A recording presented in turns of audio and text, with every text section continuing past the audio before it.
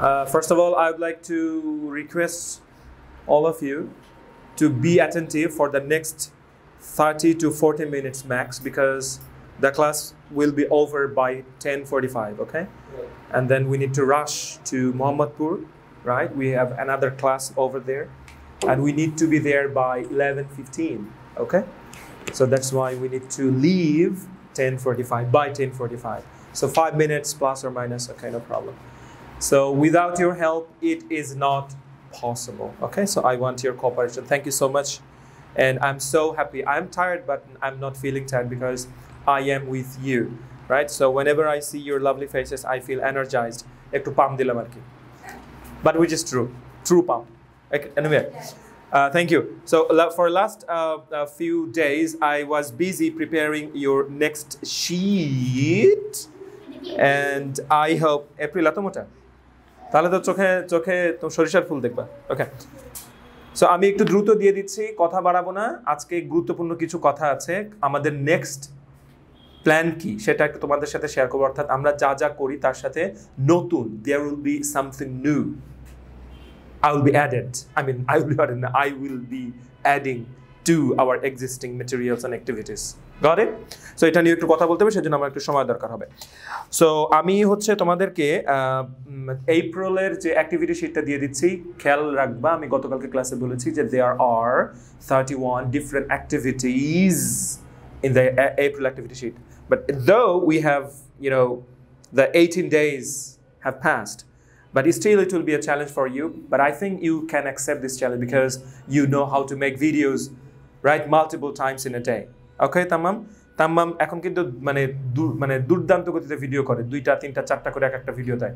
ওর গতির সাথে আমি গতি মিলাই পারতেছি না, ব্যাপারটা এরকম। So it's a progress, it's a কি প্রগ্রেস, ডেফিনেটলি আ প্রগ্রেস। আমি বুঝতে পেরেছি? এই জন্য তোমরা তোমাদের জায়গা থেকে চেষ্টা করে যাবা। আর আরেকটা জিনিস বলি, যারা বেশি বেশি ভিডিও বানাচ্ছ, যেমন সাজিন, তাম্মামও, এখন প্রথম দিকে যে এক্সাইটমেন্টগুলো কাজ করে, দেখবা অনেক ভিডিও হয়ে গেলে হয়তো এক্সাইটমেন্টটা কমে যায় একটু হলেও, রাইট?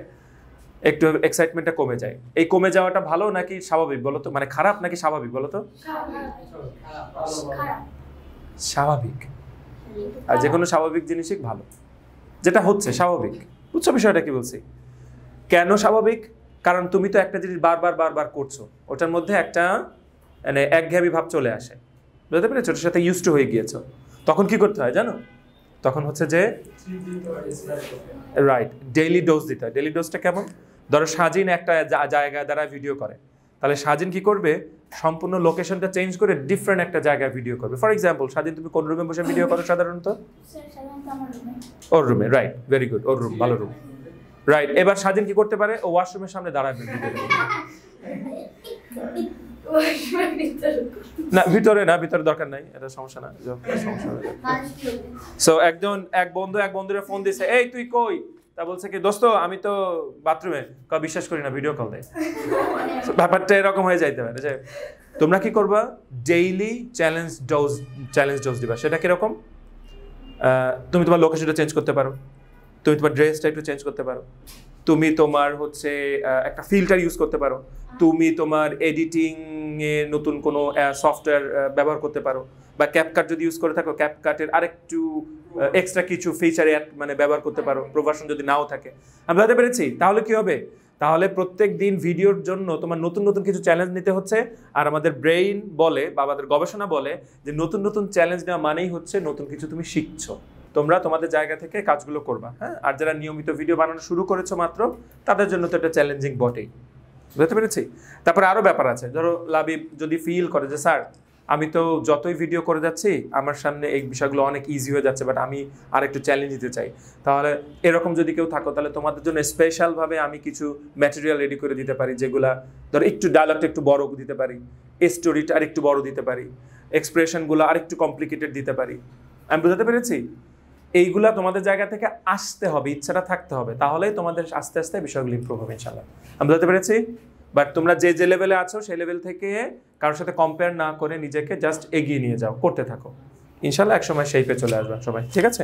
প্রথম কথা। দ্বিতীয় কথা হচ্ছে যে আমি অ্যাক্টিভিটি শিট দিয়ে দিচ্ছি এভরিওয়ান। আমি যেটা বললাম, অ্যাক্টিভিটি শিটে হয়তো 31টা আছে, তোমরা এই মাসের এই 14-15 দিন যে কয়দিন আছে, তোমরা 31টায় অ্যাক্টিভিটি করে ফেলবা।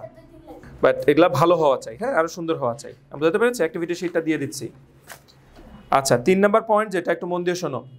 আমরা একটা লেকচারে শুনেছিলাম, ওটা হাসান স্যারের কাছ থেকেও এটা আবার নতুন করে শোনা ছিল। সেটা হচ্ছে, বলতো ব্রেইনের খাবার কি? এক্সেলেন্ট। ব্রেইনের খাবার হচ্ছে নলেজ। আর নলেজটা আসে কোথা থেকে বলতো? শুধু পড়া না, টোটাল অবজারভেশন। অবজারভেশনের মধ্যে পড়া আছে, শোনা আছে, কথা বলা আছে, চ্যালেঞ্জ আছে, তারপরে হাতে কলমে প্র্যাকটিক্যালি করা, এটাও আছে। সব কিছু মিলাই কি দেয় তোমাকে? নলেজ দিবে, বুঝেছো? এখন তোমরা জানো কি না, বা তোমরা তো অবশ্যই জানো, আমরা যতই যাই করি না কেন, অর্থাৎ তোমার ইংরেজিটা যত সুন্দরই হোক না কেন, অ্যাকচুয়ালি রিয়েল লাইফে তোমার আরও কিছু নলেজ দরকার হবে, যে নলেজগুলো থাকলে তুমি সারা পৃথিবীর 90 বা 95% মানুষের থেকে তুমি আগায় থাকতে পারবা। দৌড়ে আগায় থাকবা না, মেধায়, চিন্তা চেতনায়, বুদ্ধিতে, ইন্টেলেকচুয়ালে। বুঝতে পেরেছি? এটা কীভাবে সম্ভব? সম্ভব হচ্ছে, ধরো পৃথিবীতে সবচেয়ে ভালো টাইম ম্যানেজমেন্ট যে বোঝে, টাইম ম্যানেজমেন্ট বোঝো? মানে কোন কাজে কতটুকু সময় ব্যয় করতে হবে, টাইম কিভাবে অপচয় করা যাবে না, একে বলে টাইম ম্যানেজমেন্ট।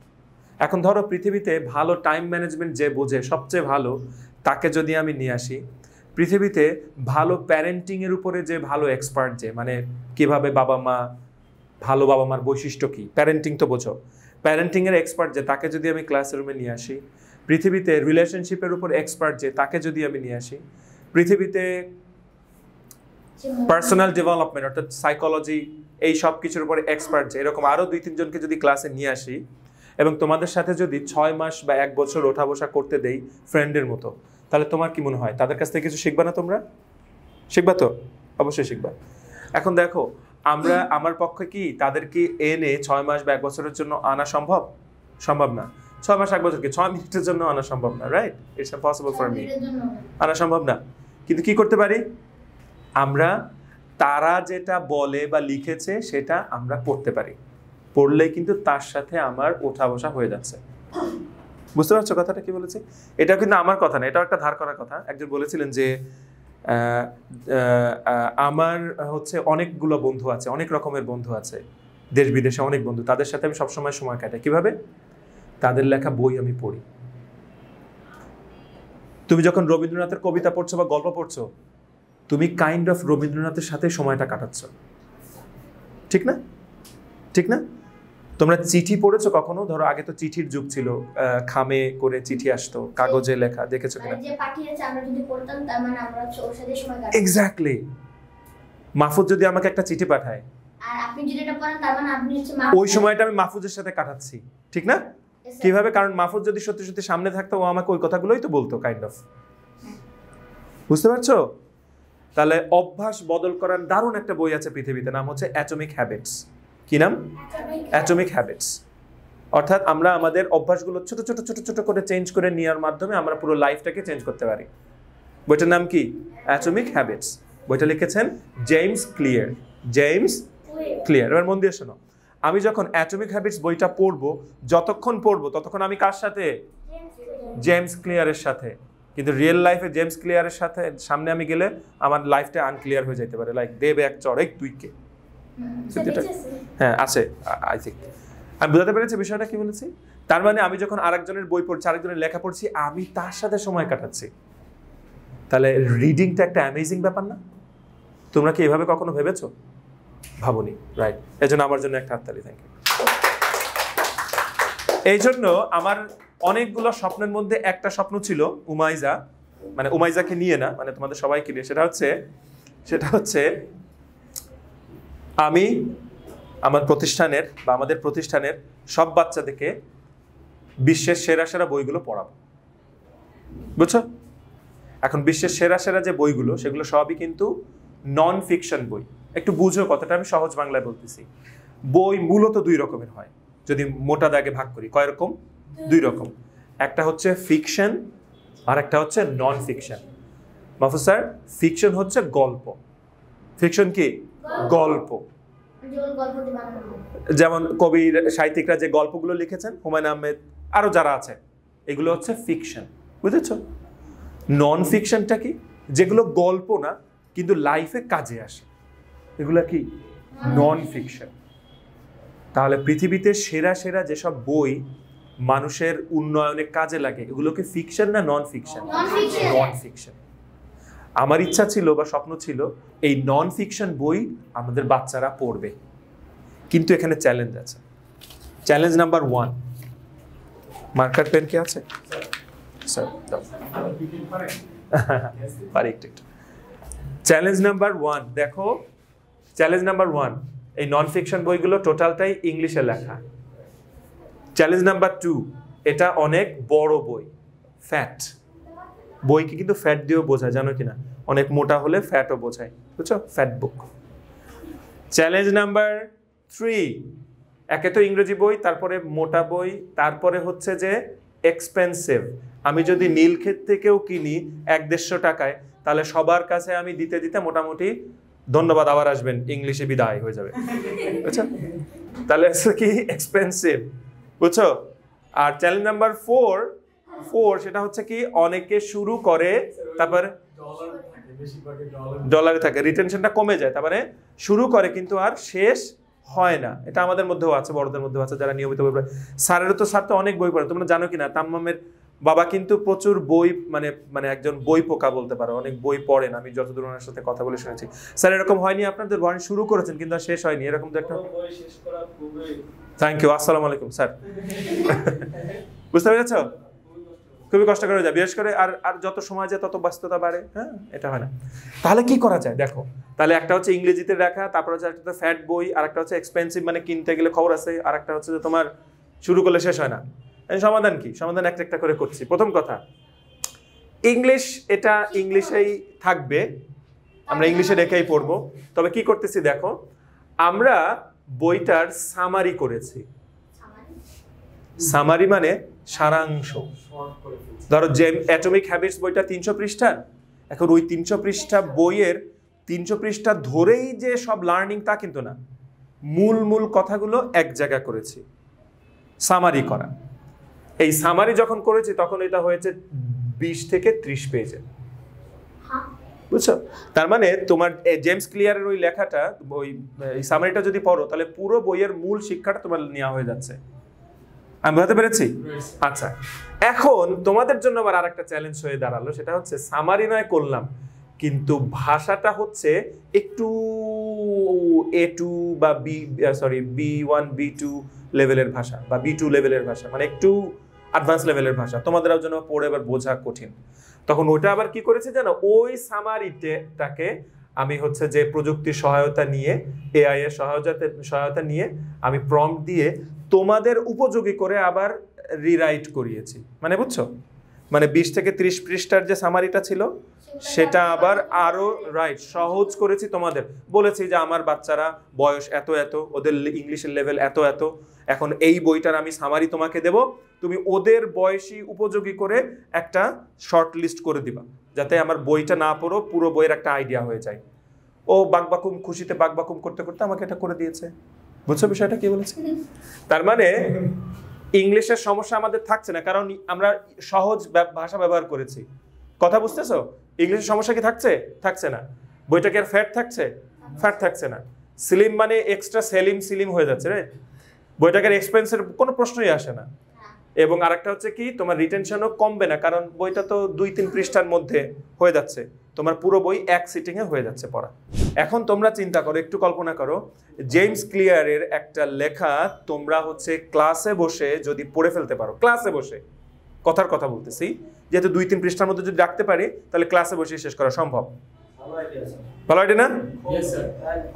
Thank you. তাহলে তোমরা বড় হইতে হইতে, বড় হওয়া বলতে আমি ধরো 18 বছর ধরলাম, 18 বছর হতে হতে সারা পৃথিবীর সেরা সেরা লেখকের চিন্তা ভাবনা তোমাদের মধ্যে চলে আসতেছে।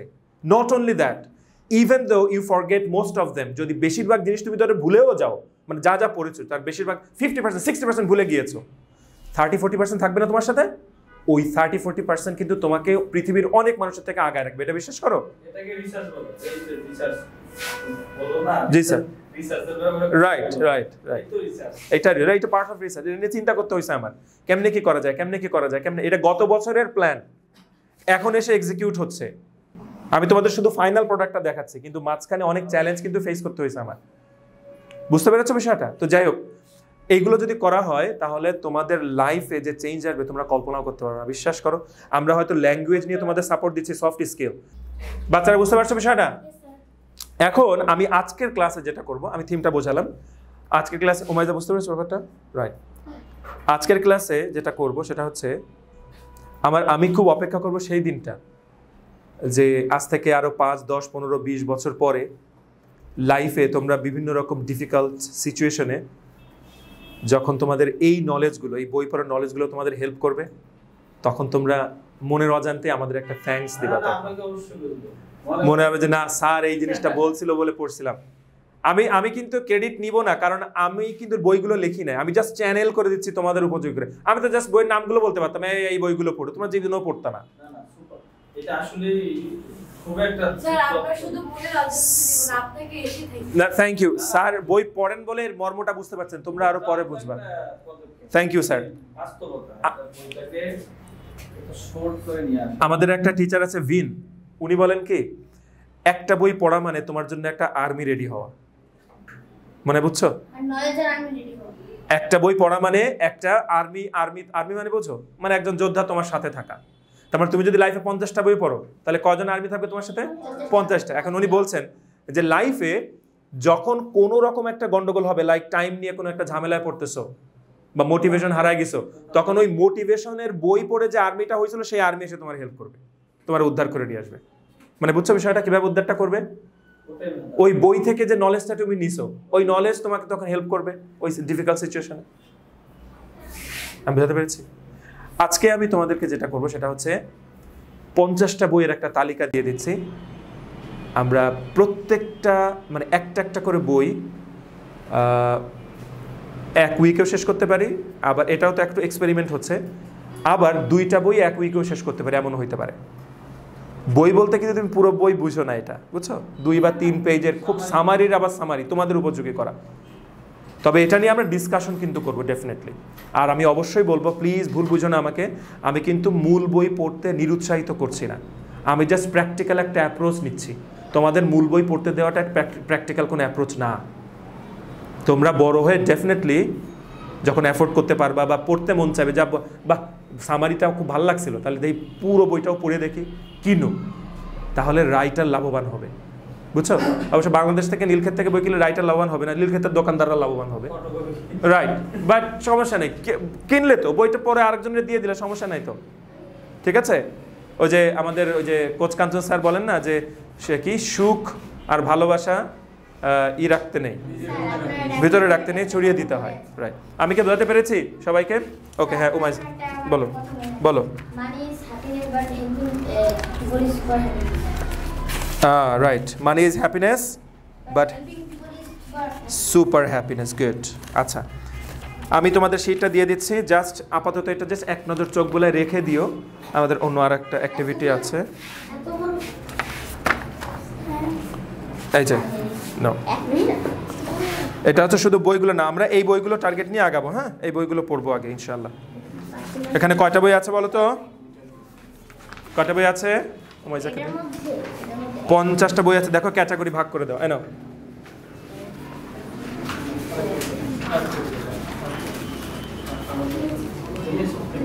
পেয়েছো সবাই? তোমাদের জন্য এটা একটা বাধ্যতামূলক কাজ হয়ে যাবে আজকে থেকে। হ্যাঁ, দেখো এখানে ক্যাটাগরি ওয়াইজ করা আছে। পার্সোনাল ডেভেলপমেন্ট আছে। পার্সোনাল ডেভেলপমেন্ট মানে বুঝো আত্ম উন্নয়ন, কিভাবে তুমি নিজেকে ভালো মানে মানুষ হিসেবে ভালোভাবে গড়ে তুলতে পারবে, সহজ কথা। টাইম ম্যানেজমেন্টের উপর বই আছে। সেকেন্ড পয়েন্টটা তুবামনি দেখো, টাইম ম্যানেজমেন্ট, প্রোডাক্টিভিটি, কিভাবে তুমি তোমার প্রোডাক্টিভিটি বাড়াতে পারো, মানে তুমি যাই করছো জীবনে সেটা আরো বেশি বেশি কিভাবে বাড়াইতে পারো। পড়া হলে পড়া প্রোডাক্টিভিটি, ব্যবসা হলে ব্যবসা, আমি বোঝাতে পেরেছি? আর্নিং হলে আর্নিং কাইন্ড অফ প্রোডাক্টিভিটি কীভাবে বাড়াতে পারো, টাইম কীভাবে ম্যানেজমেন্ট করতে পারো, আমাদের এগুলো জানা দরকার, তাই না মাহফুজ? টাইম ম্যানেজমেন্টটা।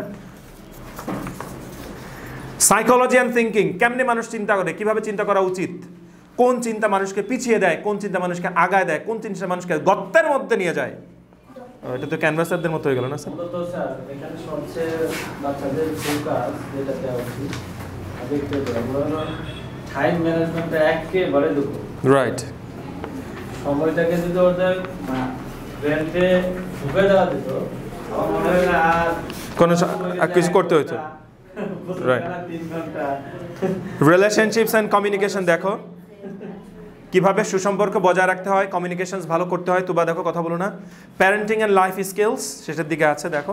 এটা যদিও তোমরা এখনো শিশু, তারপরও প্যারেন্টিং অ্যান্ড লাইফ স্কিল সম্পর্কে তোমাদের এখন থেকে একটু একটু করে জেনে রাখা ভালো। তোমাদের জানা থাকলে তোমরা প্যারেন্টসদের বোঝাইতে পারবা যে আব্বু তুমি যে আমারে এটা বললা, তোমার যদি বলো আব্বা তুমি যে আমারে এটা বললা, সবার মধ্যে এটা বলা ঠিক হয় না, এটা আমার কথা না, এটা বলছে অমুক লেখকের অমুক বইয়ের অমুক পৃষ্ঠায় আছে, খুঁজে দেখো। Right. So these are the 50 books, ladies and gentlemen, we are going to read and gather knowledge from. প্রথম বইটা দেখো, The 7 Habits of Highly Effective People. এটা বইটা পড়েছি, অসাধারণ একটা বই। স্টিভেন আর কভিয়ের আরও একটা বই আছে এই লেখকের, 7 Habits of Highly Effective Family. চমৎকার ফ্যামিলির কি কি বৈশিষ্ট্য থাকে তার উপরও একটা বই লেখা আছে এই লেখক, সেম লেখকের। চমৎকার মানুষের কি কি বৈশিষ্ট্য থাকে। এই তো তোমাদের এখন জানতে ইচ্ছা হচ্ছে না যে চমৎকার মানুষের কি কি বৈশিষ্ট্য থাকে? সিরিয়াসলি এটা যখন আমরা জানবো তখন কোনো না কোনো হ্যাবিট তোমার মধ্যে ঠিকই নিতে ইচ্ছা হবে তোমার। 7টা ধরে না রাখতে পারলেও ঠিকই ধরে রাখতে হবে 1টা 2টা। স্যার ব্যতিক্রম হওয়ার জন্য এই ব্যতিক্রম উদ্যোগগুলোই ব্যতিক্রম মানে কি ব্যতিক্রম করে ও thank you sir. Right, thank you sir. পড়ার তো কোনো বিকল্প নাই, আর আজকালকার বাচ্চারা পড়ে না, আজকালকার বাচ্চারা পড়ে না। হ্যাঁ হ্যাঁ না বুঝতে পারছি, সেই জন্য আপনার কাছে এক্সাইটমেন্টটাও বেশি। Thank you so much. আচ্ছা বুঝতে পেরেছো? তাহলে আমরা যতদিন এই কদিন যা করেছি সেই টোটাল এক্সিস্টিং অ্যাক্টিভিটির সাথে এটাও অ্যাড হচ্ছে, এবং সামনে কিন্তু এরকম আরো কয়েকটা অ্যাক্টিভিটি অ্যাড হবে পর্যায়ক্রমিকভাবে, সব একবারে দিব না ইনশাআল্লাহ। স্যার জি হ্যাঁ হ্যাঁ আমার একবার চেহারাটা একবার মুখস্থ করে। আচ্ছা আচ্ছা, বই কিনতে কিনতে আমার চেহারাটা মুখস্থ। আপনার লয়াল ম্যানেজার আছে, লয়াল কাস্টমার। আমার একবার গেলে ভাই আসসালামু আলাইকুম। Right, loyal customer. আচ্ছা আচ্ছা, এবার একটু শোনো তুবা আর নাজিবা, বাকিরা সবাই শোনো। লাবিব, তোমাদের কাছে মনে হয় খুব বেশি এক্সাইটমেন্ট ফিল হচ্ছে না, বাট আমার কাছে খুবই এক্সাইটমেন্ট ফিল হচ্ছে, কারণ পড়ার মজা অ্যাকচুয়ালি তোমরা এখনো বোঝো নাই। Thank you. আমরা এটা কি করব জানো? আরও কিছু অ্যাক্টিভিটি আছে, শোনো।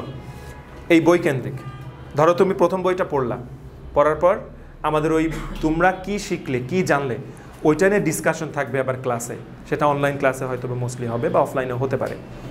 শুরু করি, এরপরে দেখা যাবে যে কোন ধরনের অ্যাক্টিভিটি করা যাবে, বাট করতে হবে। Right, definitely definitely. আমি সেই জন্যই মানে পুরো এই উইকটা এর পেছনে লম্বা সময় গিয়েছে। চার্ট ক্লাসে কোন ক্লাসে কি হবে। Okay sir. এটা ইয়ে নেন স্যার প্লিজ, আমার মনে হয় ব্যাটার এটা রুটিন ওয়াইজ। জি স্যার। রুটিন ওয়াইজ আগালে হ্যাঁ হ্যাঁ, বলে আর মনে এলোমেলো না না অবশ্যই না। বাচ্চারা বুঝবে আজকের ক্লাস এটা, রাইট। কালকের এটা। আমরা স্যার ওই যে বই ডিজাইন করছি তো, বইটা দিয়ে ফেললে এটা হয়ে যাবে ইনশাআল্লাহ। বইয়ের কাজ বেশ খানিকটা এগিয়েছে। আচ্ছা বাচ্চারা বুঝতে পেরেছো? তাহলে are you happy with the activity guys? Okay.